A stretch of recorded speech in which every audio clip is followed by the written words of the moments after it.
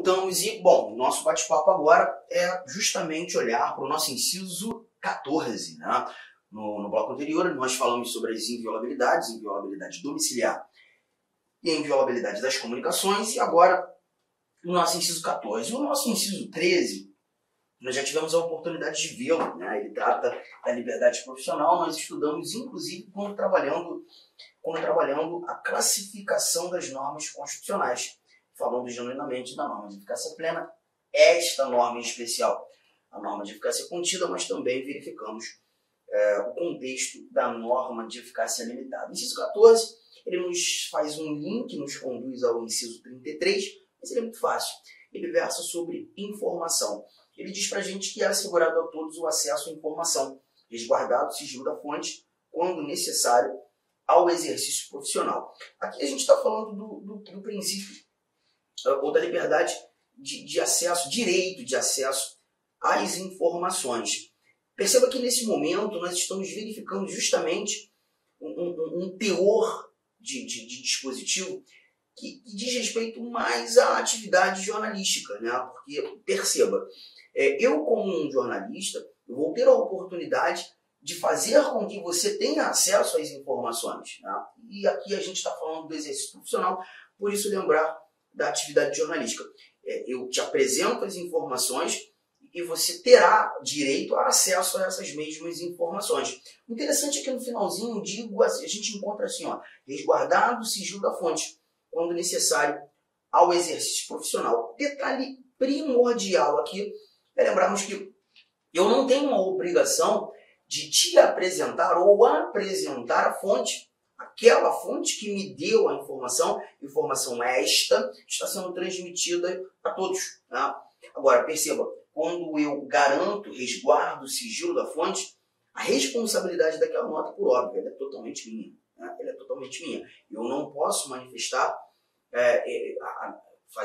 exercer a liberdade de expressão anonimamente. Então, o detalhe que o texto constitucional nos indica aqui é: te garanto a informação, mas não tenho a obrigação de pronunciar minha fonte, resguardo a fonte. Todavia, a responsabilidade da nota que for ali veiculada, atingindo o público, essa responsabilidade passa a ser totalmente minha. E por que eu te disse que esse inciso 14 ele faz um link com a informação que nós encontramos no inciso 33? Dá um pulinho lá no 33 comigo. Olha o que a gente encontra aqui nesse nosso inciso 33. Todos têm direito a receber dos órgãos públicos informações de seu interesse particular ou de interesse coletivo ou geral, que serão prestadas no prazo da lei, sob pena de responsabilidade, ressalvadas aquelas informações cujo sigilo seja imprescindível à segurança da sociedade, à segurança do Estado. Então, quando nós verificamos aqui esse nosso 33, nós estamos tratando justamente do direito de informação geral. E quando tratando do direito de informação geral, nós verificamos justamente que todos têm direito a receber dos órgãos públicos informações diversas que sejam públicas. Sejam essas informações de interesse particular, ou interesse apenas meu, interesse coletivo, interesse de um grupo, ou até mesmo sendo um interesse de todos. Se a informação é pública, nós temos o direito de conhecê-las, de recebê-las, tá? E um detalhe é imaginar o seguinte, por exemplo, perto da minha casa, num hospital público, eu vi ali uma placa pendurada, né, na fachada daquele hospital, dizendo que na última hora foram gastos não sei quantos milhões de reais. E quando tive a oportunidade, né, de visitar um conhecido nesse hospital, eu fiquei apavorado com a situação, vi ali o teto caindo, o chão tudo quebrado, paredes mofadas, tudo ruim. E a obra não tem tanto tempo, mas perceba, nós temos um dinheiro público ali investido, muito dinheiro. Será que eu teria a oportunidade de tomar conhecimento das informações relacionadas a essa obra, o que deveria ter acontecido, o que efetivamente aconteceu, os gastos especificados, levar em consideração também valores no procedimento licitatório? Essas informações, elas são públicas ou são informações sigilosas? Por óbvio, estamos tratando de informação pública. O princípio da publicidade deve ser garantido. E nesse ambiente, eu teria a oportunidade de conhecer essa informação, porque ela se mostra no meu interesse particular. Poderia ser de interesse coletivo, geral. A Constituição ainda diz que serão prestadas no prazo da lei. A informação pública deve ser prestada de imediato, sob pena de responsabilidade. Por que de imediato? Justamente em decorrência do princípio da publicidade. O princípio da publicidade, ele faz a aferição que essa informação ela deve chegar ao público, à sociedade, até mesmo antes de um eventual pedido para conhecê-las. E é justamente esse inciso 33 que garante um pouco mais essas informações, ou melhor, do direito de informação. Avançando um pouco mais, agora chegando lá no finalzão da nossa Constituição, o último inciso, o inciso de número 79. Perceba que esse inciso 79 está aqui, é um dispositivo recente. Ele foi inserido por emenda constitucional agora, bem no início, né, do ano de 2022. Porque a nossa Constituição falava muito já sobre informação. A liberdade de expressão, o direito de resposta, acesso à informação, inciso 14, o primeiro que nós lemos na aula de hoje. O inciso 33, que fala do direito de informação geral, mas nós não tínhamos um dispositivo genuíno tratando de dados pessoais, de informações pessoais. E aqui no nosso 79, hoje temos a seguinte redação. É assegurado nos termos da lei o direito à proteção dos dados pessoais, inclusive nos meios digitais. Então aqui é a possibilidade, né, de se ratificar o direito de proteção de dados. E aí são dados pessoais, estamos falando de informações pessoais. Essas informações pessoais hoje, elas são protegidas, inclusive nos meios digitais, justamente por conta de um dispositivo recente que surgiu. Legal, gente. Matamos o direito de informação simples a beça, informações que a gente precisava ter aqui no nosso bate-papo. Voltando, vamos lá para o inciso 15, lá para o início de tudo novamente. O inciso 15 é um inciso solto que trata da liberdade de locomoção. Perceba, é livre a locomoção no território nacional em tempo de paz, podendo qualquer pessoa, nos termos da lei, nele entrar, permanecer ou dele sair com seus bens. Redação muito tranquila de se entender, né? Nós estamos tratando da liberdade de ir e vir e permanecer, da liberdade de locomoção. E aqui a gente encontra em tempo de paz. Por quê? Quando a gente estuda, por exemplo, o artigo 137 da nossa Constituição, ali nós iniciamos o bate-papo sobre o estado de sítio. O estado de sítio é um instituto de anormalidade institucional que vai buscar garantir, né, a atuação do poder público no intuito de se restabelecer a ordem pública, a paz social, se proteger, inclusive, os indivíduos de eventuais agressões estrangeiras, armadas, ou até mesmo em situações de guerra. E nesse cenário, dando continuidade, né, ao estudo do estado de sítio, nós temos no artigo 139 algumas medidas coercitivas que podem ser adotadas nesse momento de anormalidade institucional. E uma das restrições que nós temos é a restrição à liberdade de locomoção. Quando em tempo de guerra, né, toque de recolher, por exemplo, lá a gente tem a oportunidade de verificar o poder público determinando um horário específico, não deseja mais ninguém na rua. E nesse momento, nós já não estamos tratando em tempo de paz, mas sim em tempo de guerra. E o inciso 15 do artigo 5º diz que essa liberdade de locomoção ela é livre, sim, em território nacional, em tempo de paz. Em tempo de paz não há que se falar em restrição à liberdade de locomoção, podendo qualquer pessoa, nos termos da lei, dele entrar, permanecer ou dele sair com seus bens. Mas olha que barato. Aqui, mais uma vez, o Constituinte usa nos termos da lei. Ele garante a liberdade de locomoção em tempo de paz, nos termos da lei, indivíduos podendo entrar, podendo permanecer, podendo sair. É importante lembrarmos que, nesse momento, o Constituinte traz a possibilidade de uma eventual restrição por meio de norma infraconstitucional.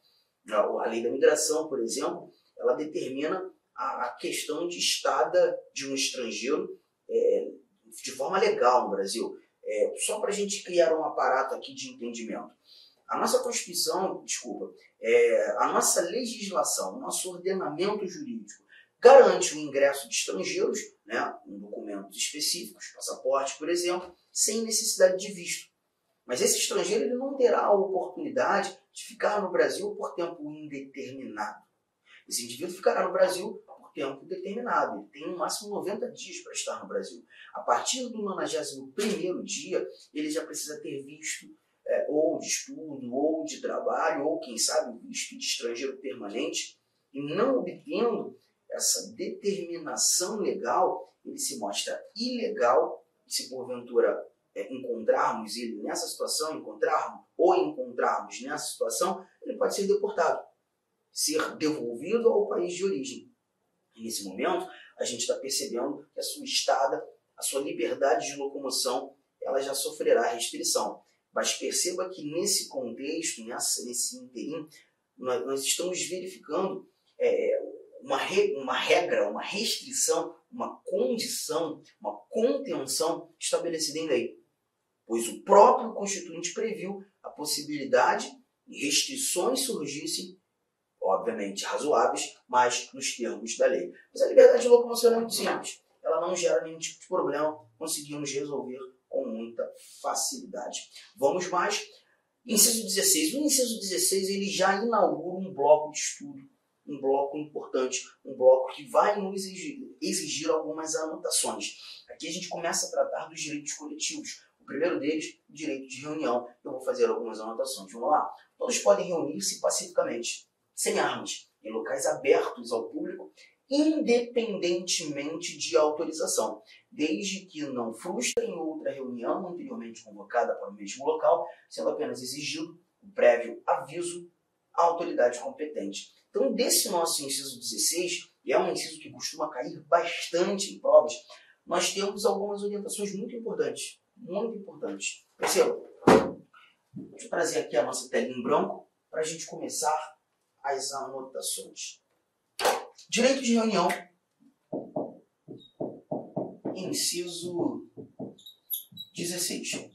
O primeiro detalhe é que nós estamos inaugurando os direitos coletivos. E por tratarmos da reunião, o direito de manifestação em grupo, a liberdade de expressão sendo exercida de maneira coletiva, né? A primeira coisa que nós trazemos aqui é a exigência da pluralidade de participantes. Não há que se falar numa reunião sendo exercida por um único indivíduo. Todavia, a nossa Constituição estabelece a exigência da pacificidade. O caráter tem que ser pacífico. E para efetivar essa ideia de pacificidade, o próprio Constituinte trouxe sem armas. Só que é importante lembrarmos, gente, que arma aqui pra gente não é apenas, sei lá, um revólver. A gente pensa logo no revólver, né? Mas é todo e qualquer indivíduo que põe em risco a integridade das pessoas.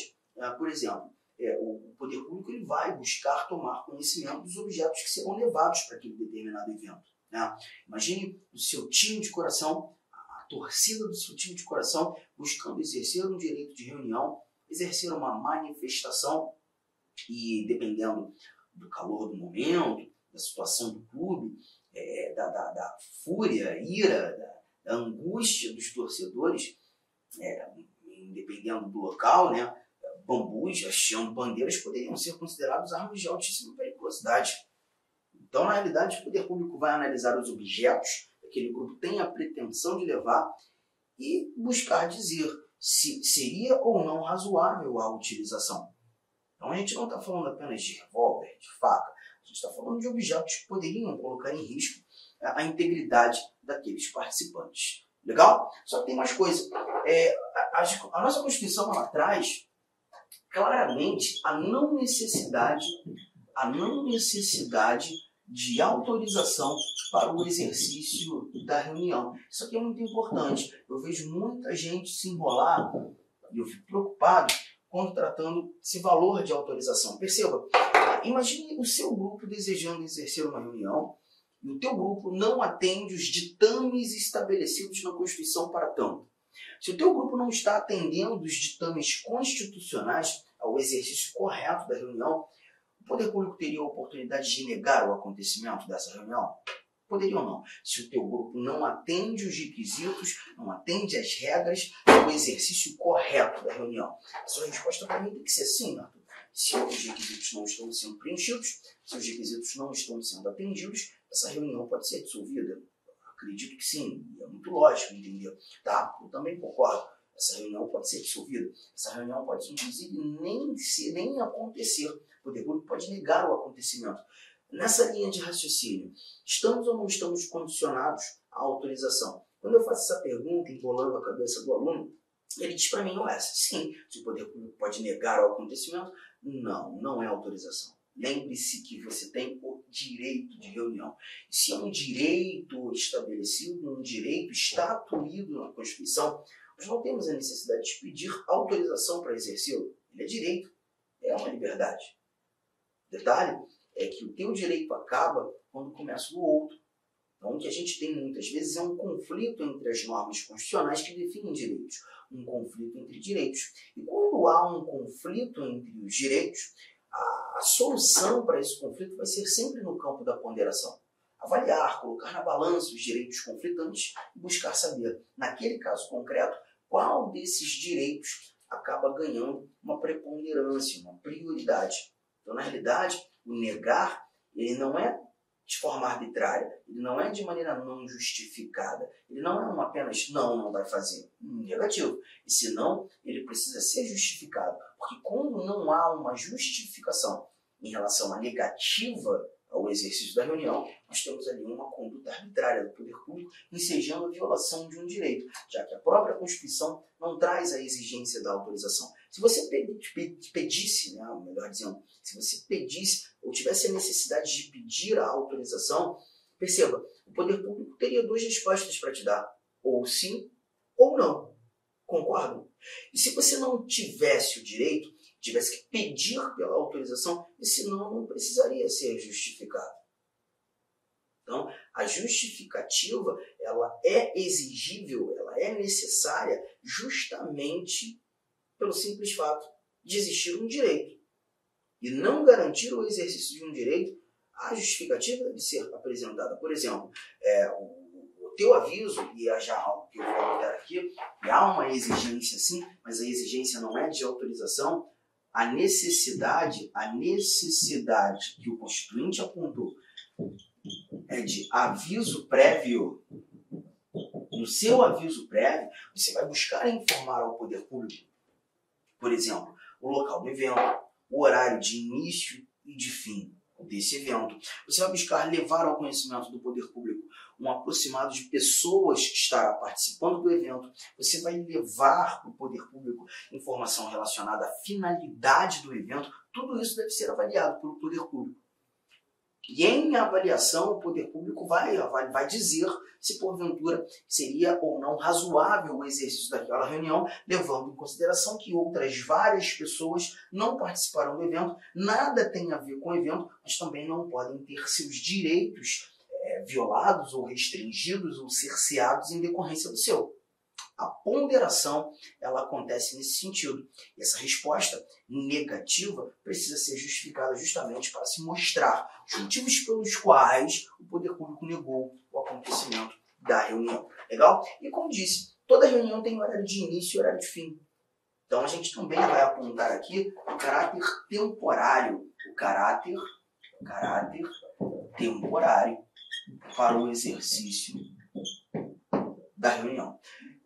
Mais um detalhe, dá um confere aí no inciso 16, ele não está na tela, porque as anotações estão aqui, você está repassando essas informações para o seu caderno que está lindo, né?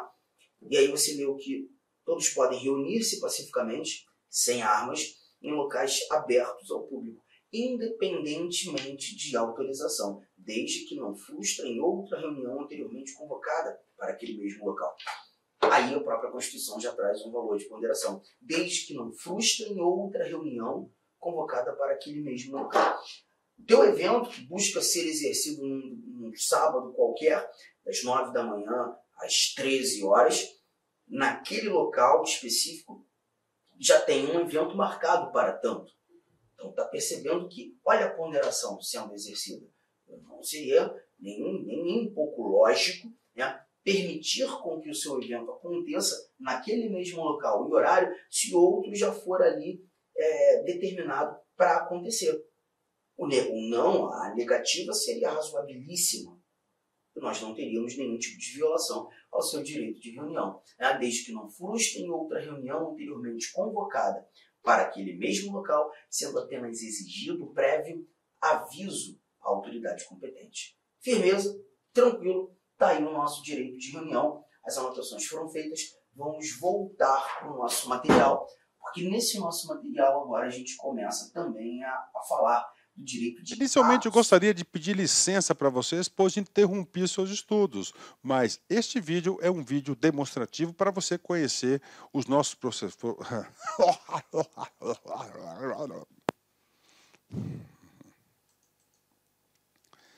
Inicialmente, eu gostaria de pedir licença para você, porque interrompi os seus estudos, mas esse vídeo é um vídeo demonstrativo para você ter conhecimento, você ter uma demonstração da qualidade das nossas videoaulas.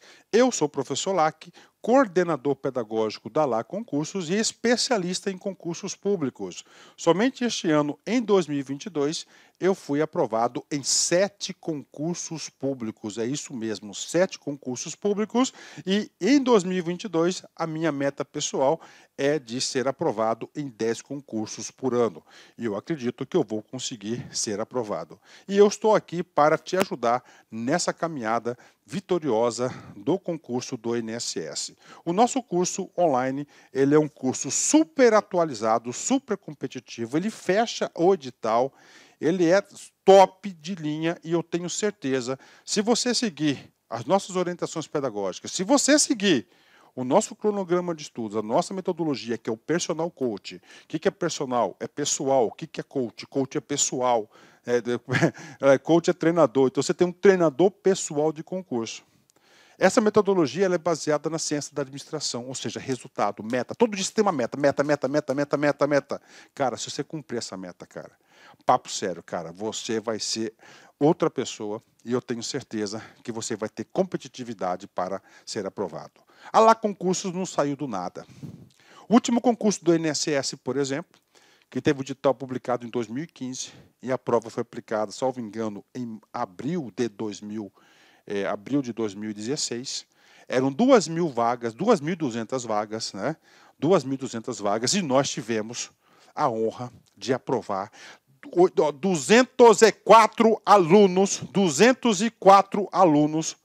dentro, tá, do número de vagas. É isso mesmo, 204 alunos. E neste concurso, nesse certame, nós queremos superar a nossa meta.